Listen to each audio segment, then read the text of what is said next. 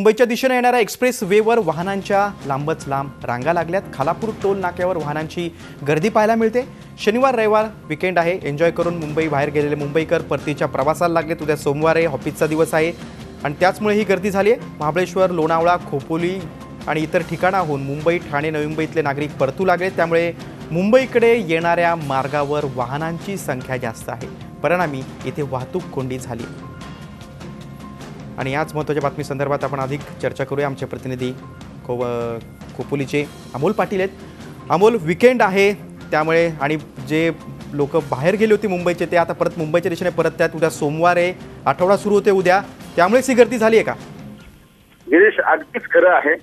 शुक्रवार शनिवार जी लोक बाहेर पडली होती मुंबई बाहेर, ठाण्याबाहेर, ती सगळी लोक आता परतीच्या प्रवासाला लागलीत आणि कायमस्वरूपी खालापूर टोल नाक्यावर रविवारी दुपार 4 नंतर ते रात्री 12 वाजेपर्यंत ही गर्दी सातत्याने वाढत जाते।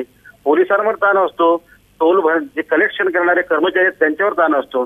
इतकी वाहनं मुंबई बाहेर पडतात आणि ती परतीच्या प्रवासाला उद्या वर्किंग डे आहे। सगळी वाहनं जे आहेत ते टोल नाक्यावर आता आलेली आहेत। अगदी बरोबर अमोल, आपण दृश्य दाखवतोय की कशा प्रकारे वाहनांची कोंडी झालेली आहे, पण दुसरीकडे वाहतूक पोलीस काहीतरी वाहतुकीची कोंडी सुरळीत करण्यासाठी काय प्रयत्न करतायत का? काय दिसतंय? गिरीश, याच्या बाबतीत म्हणायला गेलं तर ऑलरेडी त्या ठिकाणी पोलिसांची संख्या आहे, थोडी अपुरी आहे, परंतु अतिरिक्त पोलीस महासंचालकांनी या ठिकाणी एक मोठं पथक नेमलेलं आहे आणि टोल नाक्यावर हे पथक काम करतंय। विशेष अशी ही कोंडी दूर करण्यासाठी अशी कुठली यंत्रणा नाहीये। वाहनांच्या समांतर अशा रांगा लागलेल्या आहेत आणि ती एक शिस्त वाहन चालकांमध्येच आहे, परंतु रांगा मात्र मोठ्या लागल्यात एवढं मात्र खरं आहे।